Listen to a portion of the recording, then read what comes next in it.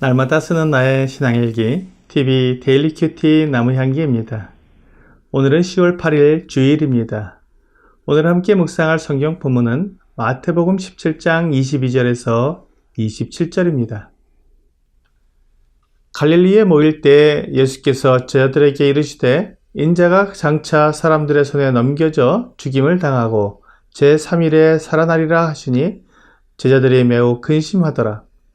가버나움에 이르니 반세기를 받는 자들이 베드로에게 나와 이르되 너의 선생은 반세기를 내지 아니하느냐? 이르되 내신다 하고 집에 들어가니 예수께서 먼저 이르시되 시몬아 내 생각은 어떠하냐?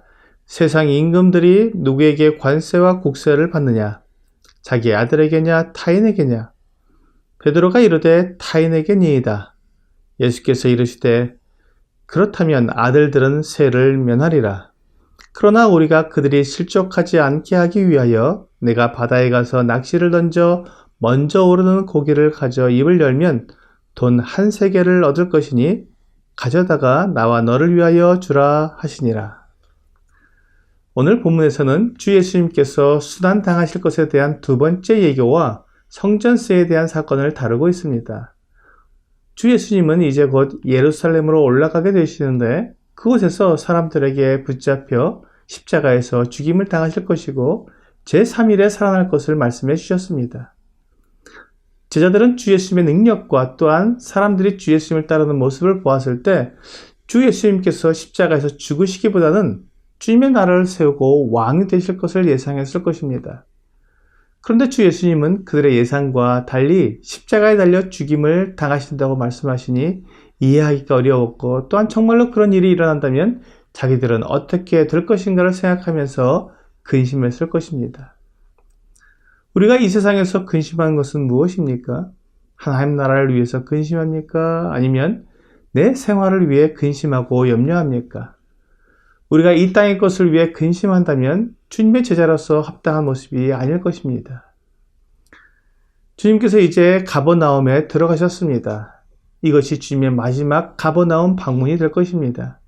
이 마지막 방문 때 성전세를 받는 사람들이 베드로에게 물었습니다. 너의 선생은 반세겔을 내지 아니하느냐?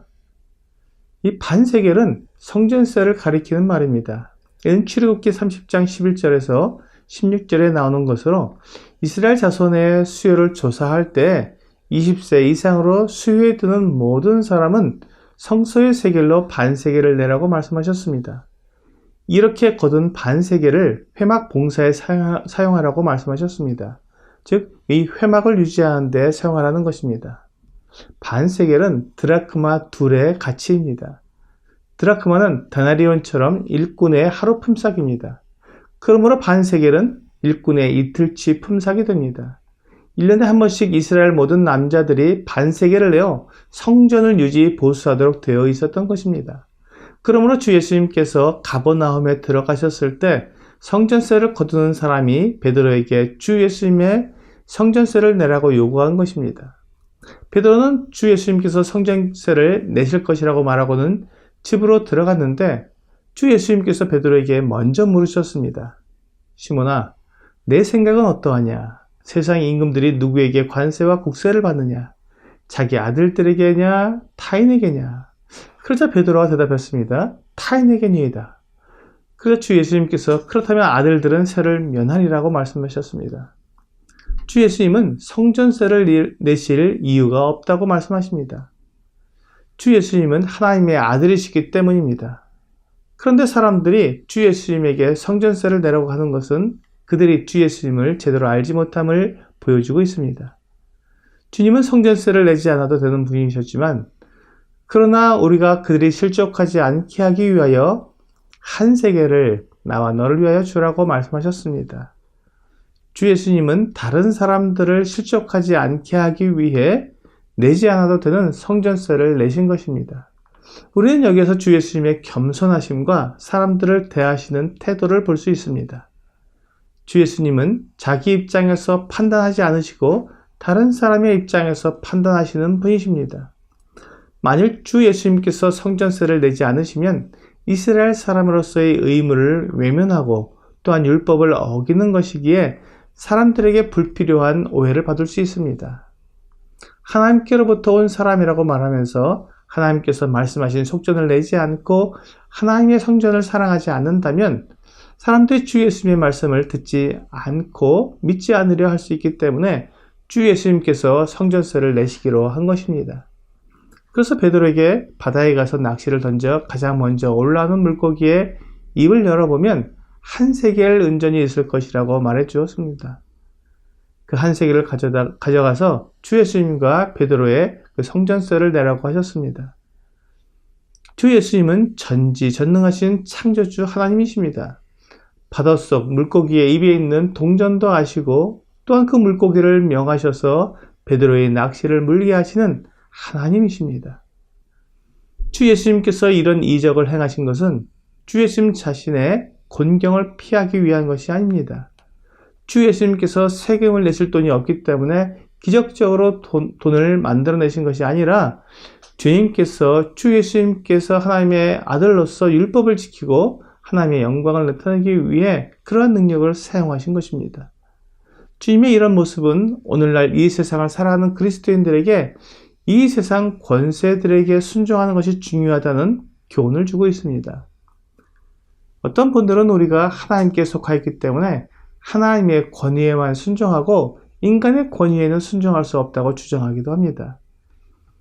하지만 하나님은 인간의 권위에 순종하도록 말씀하고 있습니다. 디도서 3장 1절은 너는 그들로 하여금 통치자들과 권세 잡은 자들에게 복종하며 순종하며 모든 선한 일을 행하기를 준비하게 하며 라고 말씀합니다. 또한 로마서 13장 1절과 2절은 각 사람은 위에 있는 권세들에게 복종하라. 권세는 하나님으로부터 나지 않음이 없나니 모든 권세는 다 하나님의 정하신 바라. 그러므로 권세를 거스르는 자는 하나님의 명을 거스름이니 거스르는 자들은 심판을 자취하리라고 말씀합니다. 물론 왕들이나 권세자들이 하나님을 부인하게 하고 우리의 믿는 믿음을 배반하게 한다면 그것에 순종할 수 없지만 그 외에 모든 통치 행위의 법대로 순종해야 합니다. 오늘의 적용 질문을 보겠습니다. 주님은 때로 인간의 권위에 순종하셨습니다. 내가 순종해야 할 권세들은 무엇인가요? 주님께서 인간의 권위를 세우셨습니다. 그렇기 때문에 주님은 그 권위를 인정하고 순종하셨습니다. 주 예수님은 육신의 부모님을 순종하여 받드셨습니다. 또한 명절 때 율법에 기록된 대로 성전에 올라가서 명절을 지키셨습니다. 우리도 부모님께 순종해야 하고 나라의 위정자들이 세운 법에 순종해야 하며 직장이나 학교에서 권위를 가진 분들에게 순종해야 합니다. 오늘 내가 하나님께 순종하기 위해 하나님이 세우신 권세를 인정하고 그 모든 법과 질서를 지킴으로 권위에 복종하는 여러분과 제가 되기를 주 예수님의 이름으로 기도합니다.